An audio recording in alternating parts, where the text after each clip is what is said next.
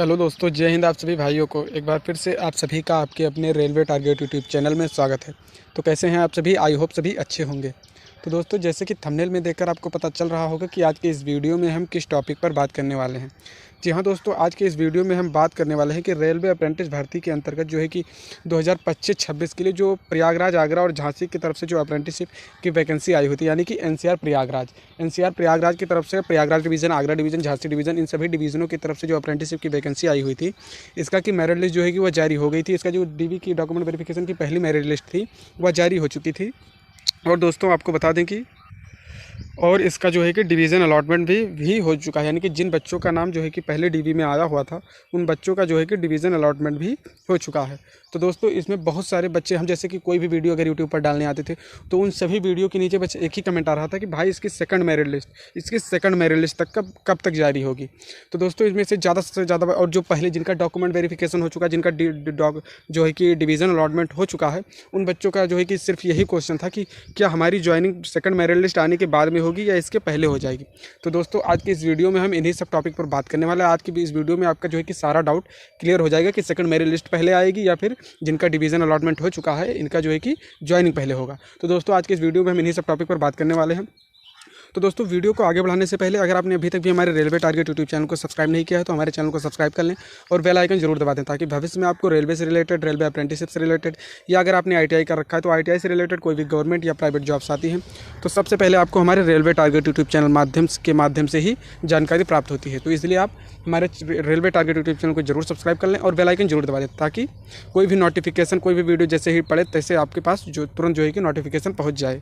और जी हाँ दोस्तों, आप हमारे टेलीग्राम चैनल से भी जुड़ जाइए, क्योंकि पहला अपडेट आपको टेलीग्राम चैनल पर ही देखने को मिलेगा। तो टेलीग्राम चैनल का लिंक दोस्तों हमने कमेंट में और डिस्क्रिप्शन में डाल रखा है, वहाँ से आप टेलीग्राम चैनल को ज्वाइन कर सकते हैं। क्योंकि टेलीग्राम चैनल को ज्वाइन करना इसलिए ज़रूरी है दोस्तों, क्योंकि जैसे ही आपके जो है कि सेकंड मेरिट लिस्ट जो है कि रिलीज़ होती है और जैसे आपके ज्वाइनिंग की प्रक्रिया जो है कि स्टार्ट होती है, यानी कि कॉल लेटर आना शुरू हो जाता है, तुरंत आपको जानकारी मिल जाएगी। तो दोस्तों, चलते हैं, वीडियो को आगे बढ़ाते हैं। तो दोस्तों, अब हम बात कर लेते हैं कि इसकी जो है कि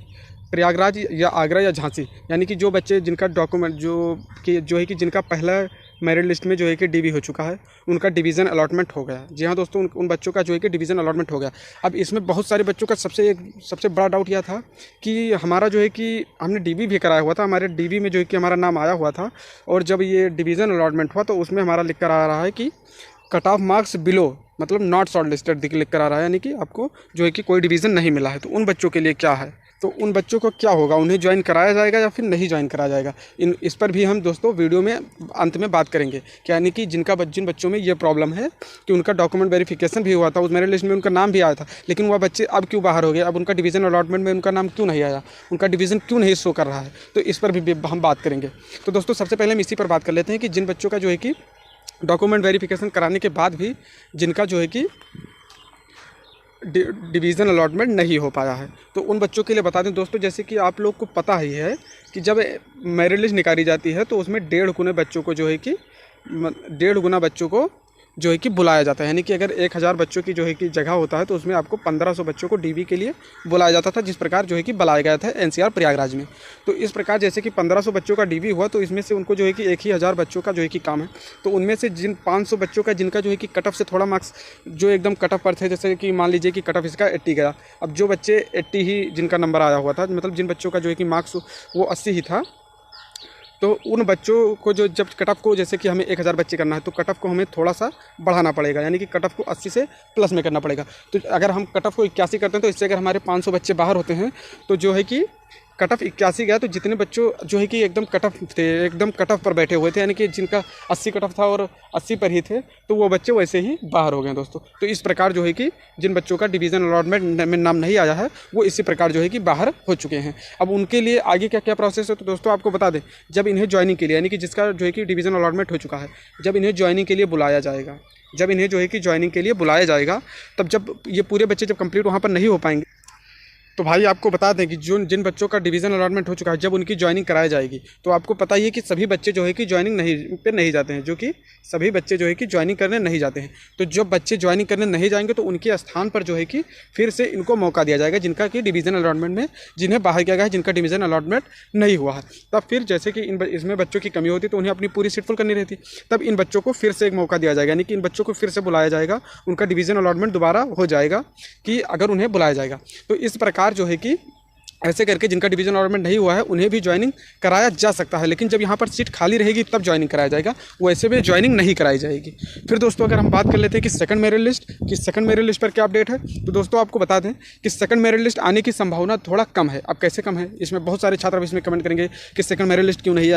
आएगी। तो भाइयों आपको बता दें, जैसे कि आप लोग को पता है कि NCR प्रयागराज का जो जैसे उनकी प्रक्रिया होती थी उसमें यही होता था कि पहले पहली मेरिट लिस्ट आती थी, फिर जो है कि सेकंड मेरिट लिस्ट आ जाती थी, फिर जो है कि थर्ड मेरिट लिस्ट आ जाती थी, फिर इसके बाद जो है कि डिवीज़न अलॉटमेंट होता था, इसके बाद में डिवीज़न अलॉटमेंट होता था।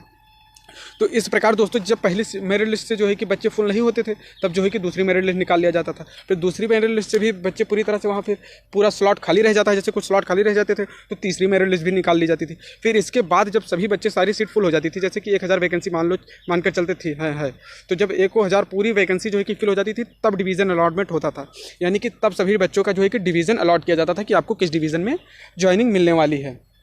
तो दोस्तों इस बार क्या हुआ कि पहली मेरिट लिस्ट जैसे ही आती है, यानी कि पहली मेरिट लिस्ट जैसे ही आती है तुरंत जो है कि डिवीज़न अलॉटमेंट जारी हो जाता है। तो दोस्तों इससे हमें यही पता चलता है कि शायद ऐसा हो सकता है कि बच्चे पहली मेरिट लिस्ट से ही फुल हो गए होंगे, यानी कि जैसे कि आप लोग को पता है 1.5 गुने बच्चों को बुलाया जाता है, यानी कि अगर वैकेंसी 1000 है तो इसमें जो है कि 1500 बच्चों को जो है कि बुलाया जाता है। एक मिनट दोस्तों, तो इसमें ऐसा हो सकता है कि बच्चों का जो है कि 1000 सीट थी, 1500 बच्चे जब बुलाए गए थे तो इसमें हो सकता है कि 1000 बच्चे वहाँ पर डीवी करा लिए होंगे, तो ये सीट जो है कि फुल हो गई होगी। तो इस प्रकार इसीलिए जो है कि वहाँ पर जो है कि डीवी कराने के बाद भी बच्चों का डिवीज़न अलॉटमेंट नहीं हुआ, क्योंकि बच्चे वहाँ से ज़्यादा भी हो गए थे, जितनी वैकेंसी थी उससे ज़्यादा भी हो गए होंगे। तो इसी प्रकार इसीलिए जो है कि बच्चों को बाहर किया गया, यानी कि 1.5 गुने बच्चे थे तो उसमें से और बच्चों को जो है कि बाहर किया गया जितने बाहर। तो इसीलिए हम बता रहे हैं आपको कि मेरिट लिस्ट दूसरी मेरिट लिस्ट जो है कि आने की संभावना कम है, यानी कि दोस्तों अगर आपका सिलेक्शन कहीं और पर हो जाता है तो वहाँ से आप ज्वाइन कर लीजिए, आप यहाँ पर सेकंड मेरिट लिस्ट का वेट मत करिए।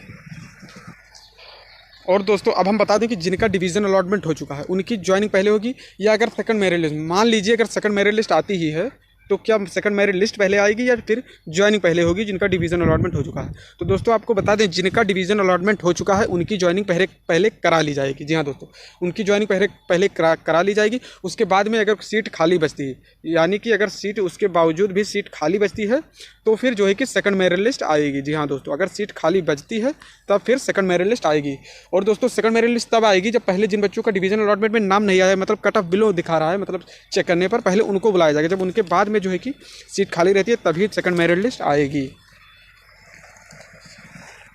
अब दोस्तों अगर सेकंड मेरिट लिस्ट आएगी तो सेकंड मेरिट लिस्ट आने की संभावना कब तक है, तो भाई आपको बता दें कि जिनका डिवीज़न अलॉटमेंट हो चुका है, यानी कि जिनका पहले डीबी में जो है कि कंप्लीट हो चुका है, उनकी ज्वाइनिंग पहले कराई जाएगी। तो इनकी ज्वाइनिंग आपको जो है कि मार्च के लास्ट में जो है कि देखने को मिल जाएगी। जी हाँ दोस्तों, मार्च लास्ट में इनकी ज्वाइनिंग आपको देखने को मिल जाएगी, यानी कि मार्च के लास्ट तक इसका ज्वाइनिंग जो है कि स्टार्ट हो जाएगा। और दोस्तों अप्रैल मंथ तक इनमें जो है कि सभी बच्चों की ज्वाइनिंग करा ली जाएगी। जी हाँ दोस्तों, पहला डिवीज़न अलॉटमेंट में जिनका नाम आया है इन सभी को जो है कि अप्रैल मंथ तक ज्वाइन करा लिया जाएगा। फिर अगर सेकंड मेरिट लिस्ट आती है तो यह सेकंड मेरिट लिस्ट आपको जो है कि अप्रैल मंथ में देखने को मिलेगी। जी हाँ दोस्तों, अप्रैल मंथ के लास्ट वीक में आपको जो है कि अगर सेकंड मेरिट लिस्ट आती है तभी देखने को मिलेगी। जी हाँ दोस्तों, हम ये नहीं कहते कि सेकंड मेरिट लिस्ट आएगी और नहीं ये कहते हैं कि 100% सेकंड मेरिट लिस्ट नहीं आएगी। सेकंड मेरिट लिस्ट आ भी सकती है और नहीं भी आ सकती है, इसका कोई अभी